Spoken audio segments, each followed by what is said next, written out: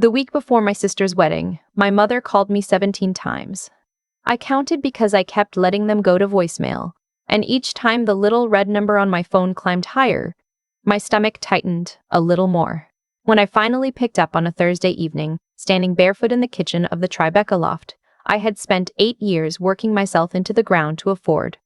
She didn't say hello. She said, "Sweetheart, we need to talk about your apartment." I should have hung up right then. I should have known. But I had spent my entire life trying to be the daughter who picked up, the daughter who showed up, the daughter who never made things complicated. So I stood there with a half-cut onion on the cutting board and said, "Okay, Mom, what about it? My name is Adriana Brennan. I'm 31 years old. I grew up in a beige split level in Worcester, Massachusetts, the older of 2 daughters.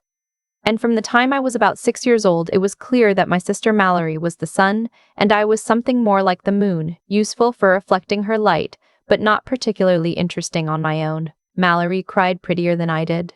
She got sick more dramatically. When she scraped her knee on the driveway, my mother carried her inside like she'd been struck by a car. When I broke my wrist falling off the monkey bars at school, my dad picked me up an hour late from the nurse's office, because he was watching Mallory's t-ball game and didn't want her to feel abandoned. I'm not telling you this to whine. I'm telling you so that what happened at the wedding makes sense. Because if you don't understand how 31 years of small slights accumulate into something heavy and load-bearing inside a person, you won't understand why I did what I did. I left for college on a full academic scholarship to NYU and never really came back. I studied finance, took an internship at a midtown firm the summer after my junior year, and got hired full-time at 22. By 26, I was a senior associate. By 28, I had paid off my student loans, and by 29, with help from a brutal year of bonuses and a market that was kind to me, I'd put a down payment on a 2-bedroom penthouse in Tribeca, with floor-to-ceiling windows that faced the Hudson. The mortgage was still bigger than my parents' entire annual income, but I made it work. I made it work because I had built every piece of my life by myself, in the quiet, without anyone clapping for me. Mallory, meanwhile, got engaged the summer she turned 26 to a man named Trent Holloway, whose family owned a chain of car dealerships in central Massachusetts. He was nice enough. He laughed too loud, and he called my father Pops within 10 minutes of meeting him, which my father loved. The engagement was announced over a Sunday dinner that I'd flown up for, and my mother actually cried, and my father actually stood up and kissed Mallory on the forehead and said, "My beautiful baby girl." Nobody said anything about my promotion that month. Nobody asked about the penthouse closing, even though I just sent them the address. The wedding was scheduled for the second Saturday in October at a vineyard outside Lenox in the Berkshires. 240 guests. 240 guests. A string quartet for the ceremony. A swing band for the reception. My parents were paying for the rehearsal dinner. The Holloways were covering the rest. I was the maid of honor by default because Mallory's actual best friend, a girl named Kinsley, had backed out 3 months prior over a fight involving a bachelorette weekend in Nashville that I had paid for, because of course I had. So that Thursday, in my kitchen, my mother said, "We need to talk about your apartment." And I said, "What about it?" And she took a breath the way she does when she's about to say something she's already practiced in the mirror. "Your father and I have been thinking. With Mallory and Trent starting out, and the cost of housing being what it is, and you being in such a good position, we think it would mean so much to the family if you let them have the penthouse." I waited for the punchline. There wasn't one. "Have it," I said. "What does that mean, have it?" "Sign it over to them. As a wedding gift. From you. Your father feels very strongly about this." The onion was burning a little on the cutting board, even though there was no heat under it, and I realized I was clenching my jaw so hard my back teeth ached. I asked her, slowly, if she understood what she was asking. I told her the apartment was worth $2.4 million. I told her I still owed the bank $1.6. I told her I paid for every square foot of it myself. She said, "Honey, don't be dramatic. Trent's family has money. They'll handle the mortgage, but the deed should be in their name. It's the right thing to do. Mallory has always struggled, and you've always landed on your feet. And it's time you gave something back." I told her no. I said it 3 times, calmly, and then I hung up. I sat on the kitchen floor for about 20 minutes because my legs didn't feel like legs. She called back 4 more times that night. My father called twice. I didn't answer. By Friday morning, I had decided I would still go to the wedding. I would still walk down the aisle holding my sister's bouquet because I had promised her, and I'd been raised to believe that promises were the only currency that mattered. I thought if I just showed up and got through the weekend, the apartment thing would die. It would become one of those stories my mother brought up at Thanksgiving and we all pretended hadn't happened. I drove up to the Berkshires that Friday afternoon in a car I'd rented, because the wedding party was staying at the inn next to the vineyard. I checked into my room, hung my bridesmaid dress in the closet, and went down to the rehearsal dinner in a navy silk blouse and gray slacks. My mother hugged me at the door of the private dining room like nothing had happened. My father didn't look at me at all. Mallory found me by the bar. She was wearing a white sundress, even though it was October, and she was already a little drunk on something pink. She put her arm around my shoulders, the way she does when she wants something, and she said, "Mom told me you're being weird about the apartment thing. Don't be weird about it, okay? Trent's mom thinks it's such a cute idea." I looked at her. I love my sister. I have loved her my entire life with the dumb, stupid loyalty of an older sibling who was told from birth that her job was to look out for the little one. And in that moment, watching her tilt her head at me with the same expression she'd used when she was 9 and wanted my Halloween candy, I felt something inside me unhook. Not break. Unhook. Like a latch sliding open. I said, "Mallory, that apartment is mine. I'm not giving it to you. I love you. Have a beautiful wedding." She blinked at me. She actually blinked, like a doll. And then she said, "Wow. Okay, we'll talk about this later." We didn't talk about it later. We didn't talk about it during the rehearsal, when I stood at the front of the vineyard ceremony pavilion holding a fake bouquet of silk roses. We didn't talk about it at the dinner afterward, where my father gave a toast that mentioned Mallory's kindness and generosity and selfless heart, and never once said my name. I sat at the head table next to a cousin I hadn't seen in 6 years, and I ate my chicken, and I smiled when the photographer pointed his camera at us, and I went back to my room at 10 and lay in bed staring at the textured ceiling for 2 hours. The next morning, the morning of the wedding, was warm for October. There was a fog that burned off by 10, and by noon, the light through my window was the color of honey. The bridesmaids gathered in the bridal suite at 1.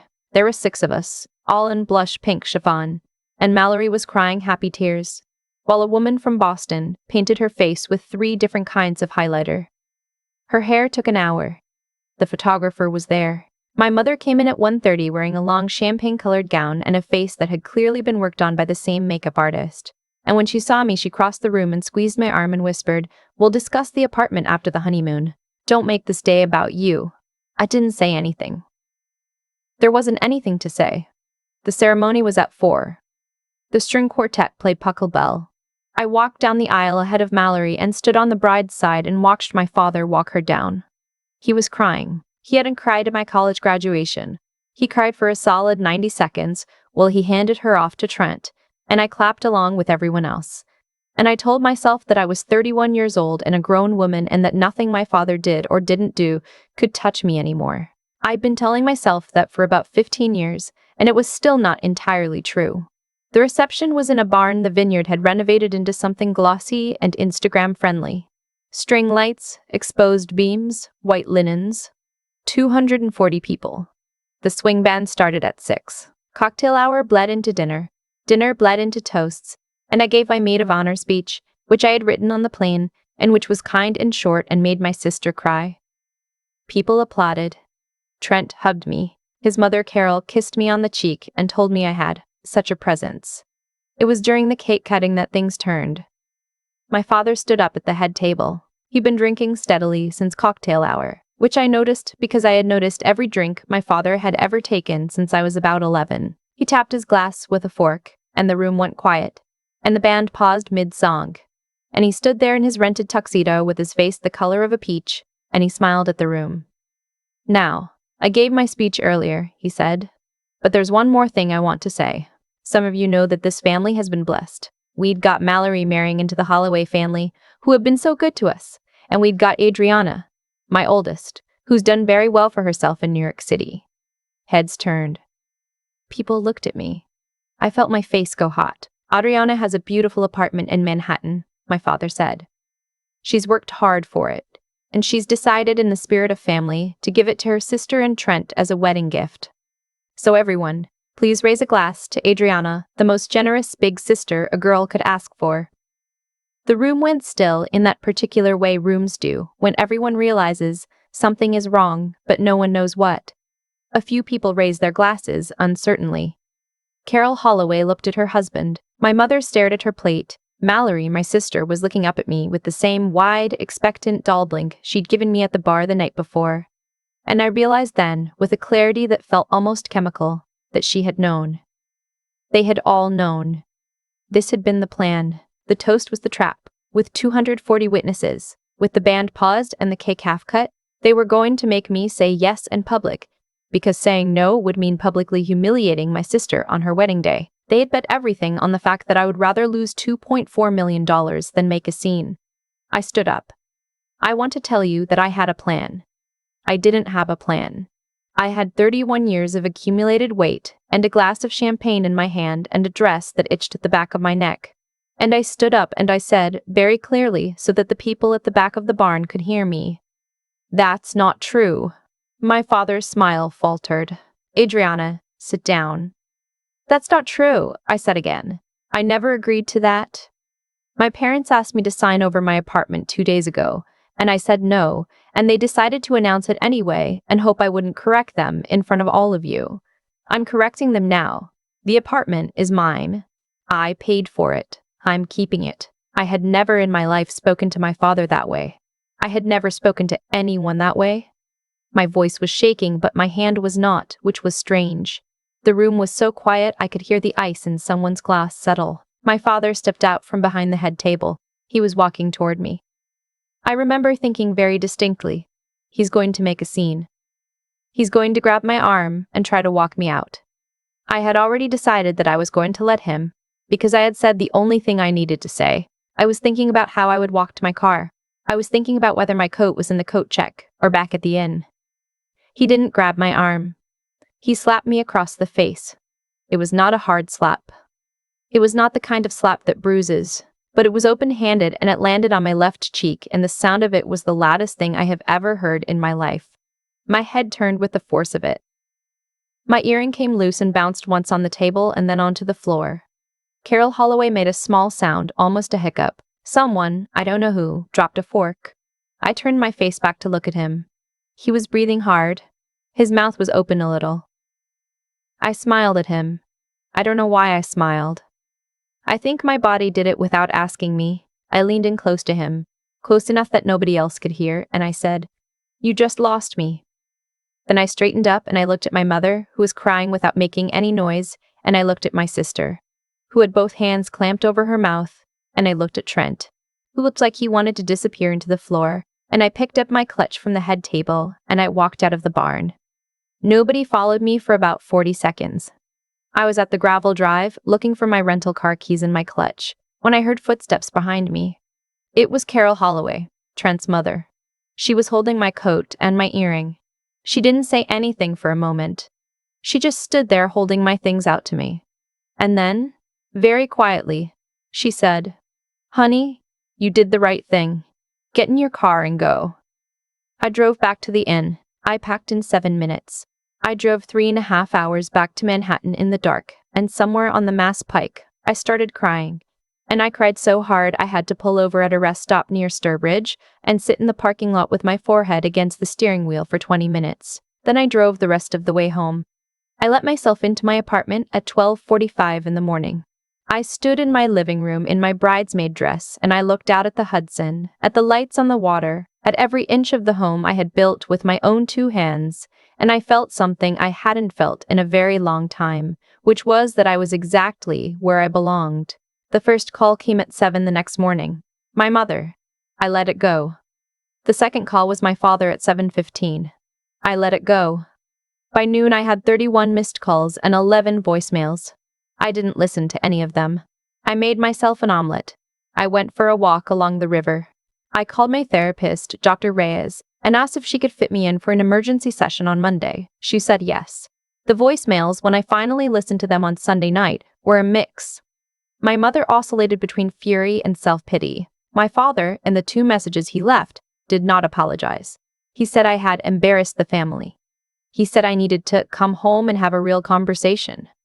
Mallory left one voicemail in which she screamed at me for 45 seconds and then hung up. Trent, of all people, left a long, awkward message in which he said he was sorry about what happened, that he wanted me to know he hadn't been part of the plan, and that Carol had told him to stay out of it. I texted Trent back. Just him.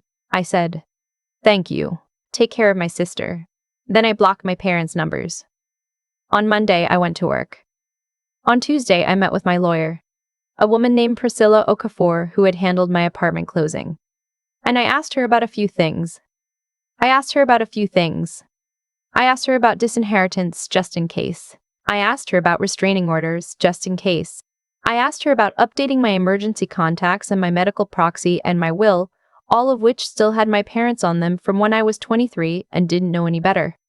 We took my parents off all of it. I put my college roommate Soraya on instead. She cried when I asked her. I cried a little too. The weeks after the wedding were strange. The story had gotten out of course. You can't slap your daughter in front of 240 people and have it stay quiet. My mother's sister, my Aunt Rosalind, called me the Wednesday after the wedding and apologized on behalf of the entire family. She told me she had always known. My parents played favorites and she was ashamed she hadn't said anything before. I cried on that call too. I cried a lot that month actually. It turns out that when you stop performing for people, you have a lot of feelings stored up that need somewhere to go. The story about the slap reached the Holloways naturally, and through some quiet machinery of Berkshires gossip, it reached the country club my father had been trying to get into for 6 years. He didn't get in. I heard about it from my aunt. I felt nothing about it, which surprised me. I think I expected to feel triumphant. Instead, I just felt tired. Mallory and Trent moved into a townhouse in Worcester that the Holloways helped them buy. I know this because Trent, through some quiet act of decency I didn't expect from him, sent me a Christmas card in December with no return address. The card just said, "She's doing okay. I hope you are too." I taped it inside the cabinet door above my coffee maker, where I see it every morning. My parents tried, in the months that followed, to get to me through other people. My aunt was asked to deliver messages. My old high school friend, who was somehow still in touch with my mother, was deputized. A cousin I hadn't spoken to in a decade emailed me out of the blue with a long paragraph about forgiveness and family that I could tell by the second sentence had been dictated by my mother. I responded to none of it. In February, my father had a small heart attack. He recovered fully. My mother called me from the hospital to tell me, and when I didn't answer, she left a voicemail that said, "Your father almost died, and you don't even care. I hope you can live with yourself." I listened to it twice. Then I deleted it. I called Dr. Race the next morning and we talked about it for an hour. She asked me what I felt. I said I felt sad that my father had been sick. I said I did not feel like calling him. She said both of those things could be true at the same time. I said I know. In April, 6 months after the wedding, I got a letter in the mail. A real letter, in an envelope, with my mother's handwriting on it. I almost threw it away. Instead, I put it in a drawer for 2 weeks, and then on a Sunday morning when I felt strong, I opened it. It was 4 pages long. The first 3 pages were what I expected.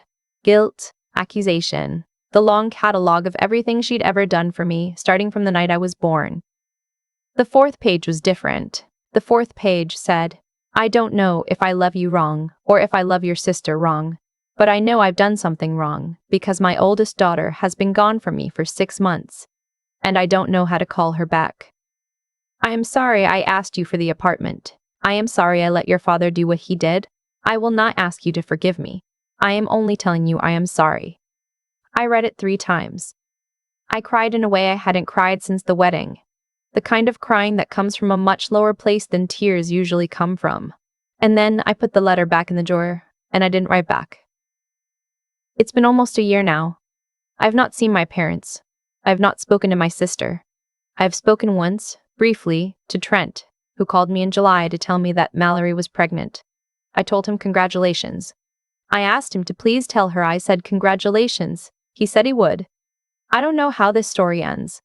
I used to think every story had to end with a reconciliation, because that was the only ending I had ever been told was acceptable.